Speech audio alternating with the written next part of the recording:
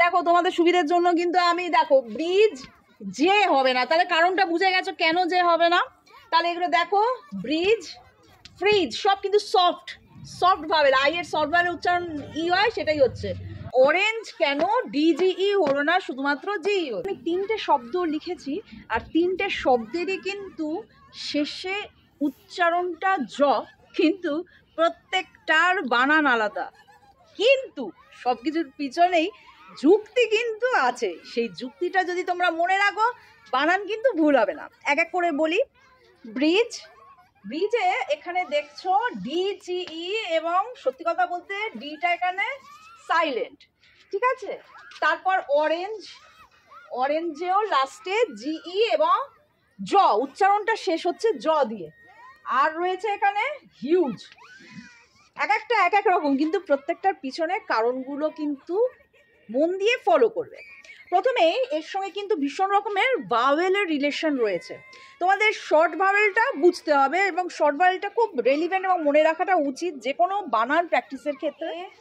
E, I, O, you, এর উচ্চারণ a short ভাওয়েলে, ইর উচ্চারণ এ, আই এর উচ্চারণ ই, ও এর উচ্চারণ অ, আই আর ইউর উচ্চারণ হলো গিয়ে আ।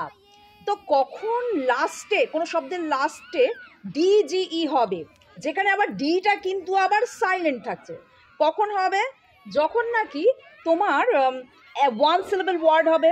যেমন এখানে ব্রিজ, ব্রিজ কিন্তু ওয়ান সিলেবল ওয়ার্ড, অর্থাৎ একটা একটা শব্দ তৈরি হচ্ছে, একটা ধ্বনি তৈরি হচ্ছে। আর যখন নাকি সেই ওয়ান সিলেবল অর্থাৎ একটা ধ্বনির যে শব্দ, তার যে ভাবেলের উচ্চারণটা সফট ভাবেল হবে। এখানে ভাবেল কি রয়েছে আই, তার উচ্চারণটা কি রয়েছে ব্রিজ বলছি, আমরা ই বলছি যেটা সফট ভাবেল উচ্চারণ, সেক্ষেত্রে সবসময় ডিজিই হবে, যেখানে আবার ডি এর উচ্চারণটা কিন্তু উজ্জ্ব থাকবে, অর্থাৎ হবে না যেমন আমরা ব্রিজ এরকম বলি না, আমরা বলি ব্রিজ, ঠিক আছে। আশা করি মনে থাকবে। এর কিছু উদাহরণ আমি দিচ্ছি, তার আগে এইটা একটু তোমাদের মানেটা বোঝাই। অরেঞ্জ কেন ডিজিই হলো না, শুধুমাত্র জিই হলো। দেখো আমি বলেছিলাম ওয়ান সিলেবল ওয়ার্ড, ভালো করে খেয়াল করে দেখো, অরেঞ্জ কিন্তু ওয়ান সিলেবল ওয়ার্ড নয়, দুটো সিলেবল রয়েছে, অরেঞ্জ হয়ে গেল, তার মানে এটার সঙ্গে মিললো না।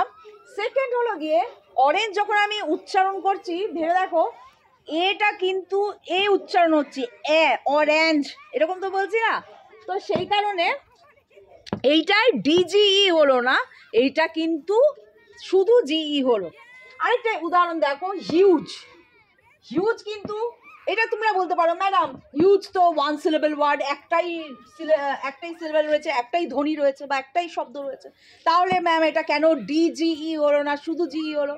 ভালো করে দেখো, হিউজে যে ইউটা রয়েছে সেইটা কিন্তু লং ভাওয়েল ইউ, এই উচ্চারণ, কিন্তু শর্ট ভাওয়েল ইউর উচ্চারণটা কিরকম হয় আ।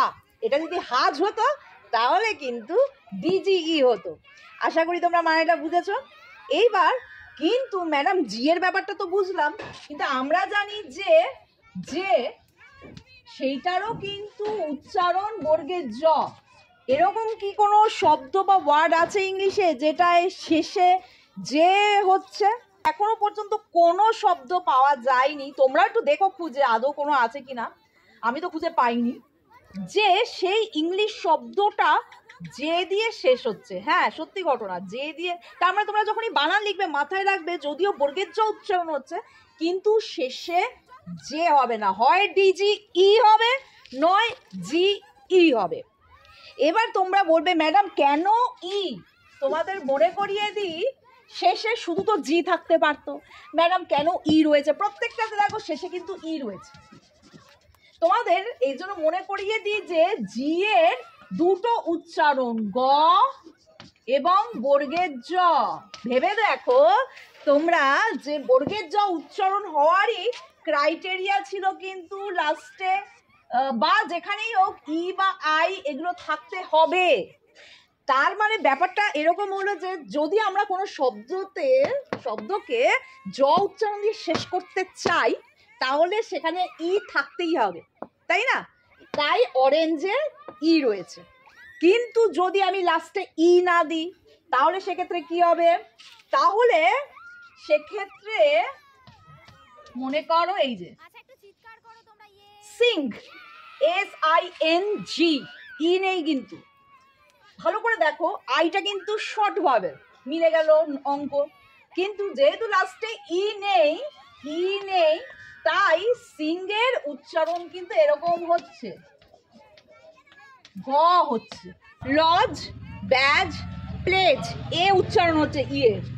জাজ, এজ, ফাজ।